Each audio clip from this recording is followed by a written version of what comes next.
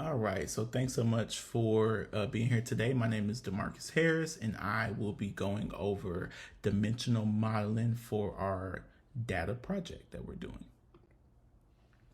All right, so the four-step dimensional process. So here's my thought process on how to install the four-step dimensional process. So we will first start off with selecting the business process. Our business process will be making sure we are streamlining your data throughout your company. When dealing with data in the media and entertainment industries, we will be dealing with so much information when it comes to predicting when and how your users watch the TV shows and movies.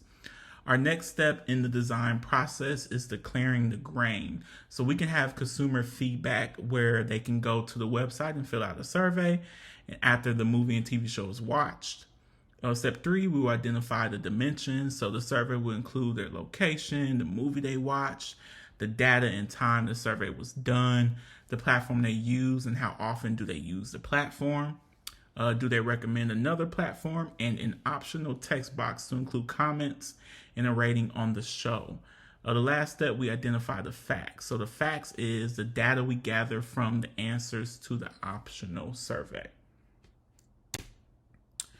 Fact table. So fact table consists of the measurements, metrics, or facts of a business process.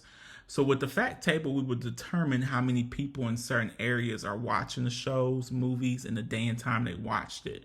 We can also determine what is their preferred platform, like Amazon, Netflix, Hulu, or a traditional movie theater like AMC or something like that, right? Regal. For the optional comments, the facts can help us based on their opinion. So depending on what they say, we can, change some things or make something better based on their opinion. They have the freedom to discuss what they loved, disliked, or what we could have done better about the showing. And also rating like the popular Rotten Tomatoes. So the ratings can be in so many different formats. It can be a thumbs up, thumbs down type of thing. It can be on a measurement 1 to 10. It can be a percentage, or that measurement can turn into a percentage. But there's so many different ways we can go about a rating, but specifically we want to make sure there's a rating so we can determine how many people like a certain thing, or that show or TV or movie. OLAP process. So OLAP, or online analytical processing, is a computing method that enables users to easily and selectively extract and query data in order to analyze it from different points of view. Your data will be stored into your data warehouse where it is transformed into OLAP cubes, as you see here in this image. This will make it easier to query over your data and extract it when needed. There are 5 different types of OLAP operations. So one of the operations I want to point out is DICE, which allows an analyst to select data from multiple dimensions, meaning you can get very specific in the data you want to see and use. So for example, you may want to see data only in a certain region or a certain state like Georgia, and you want to see it maybe in a particular city as well. We can do that too.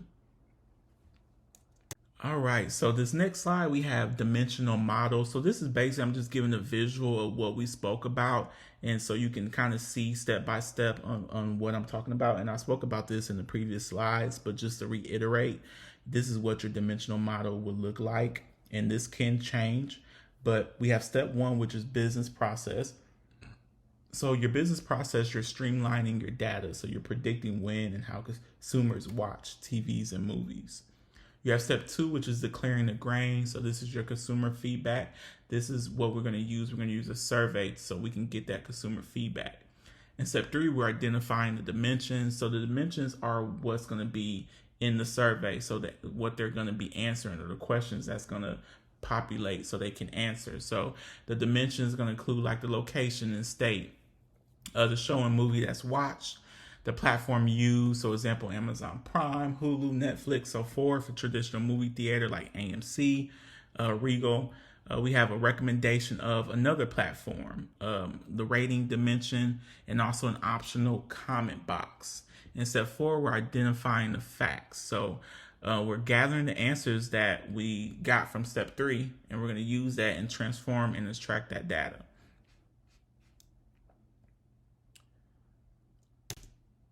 All right, and then you have your EDM schemas. So there are different schemas that we can use for our data warehouse. So two of the more popular ones are star and snowflake schema. The star schema has one fact table and a number of associated dimension tables. It is useful for large. Data sets. The snowflake schema are logical arrangements of tables in a multi-dimensional database. So this schema is an extension of a star schema. I believe the best one to use is the star schema. Below, or actually right here, I have a visual on this schema. We don't have to extend out of the basic fields like the snowflake schema, but the survey is very basic, but will hold enough information to use. So right here, I am showing the diagram of what this looks like. So I'm gonna go ahead and explain this. So we have our one reference table, right? We call this reference table our consumer table. Under this consumer table, we have a couple different IDs, and these are the fields that we're gonna extend out to. So we have our product ID, our consumer ID, and then we have our rating, our comment box, and an amount, which is how many times that particular TV show or movie was watched. Now we're extending the product and the consumer ID. So these are our two fields as of right now. So with our product table, which is the name of our first field, we have the product ID, the product name. So the product name could be the name of the movie or TV show that they watch, right? We have their preferred platform, so maybe they prefer to watch it on Netflix, Hulu, and things of that nature. Then we have the platform used, so so they did watch it either on Netflix or Amazon Prime, things like that. Our next field is our consumer table field. So we have our consumer ID, and then we have our consumer location, so where they were at when they watched the movie or TV show. And then we have our consumer date and time.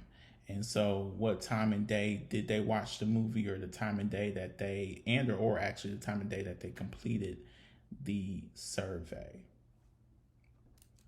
All right. And this does conclude my presentation, and here are my references. So thank you so much for your time. Hope everyone have a good day.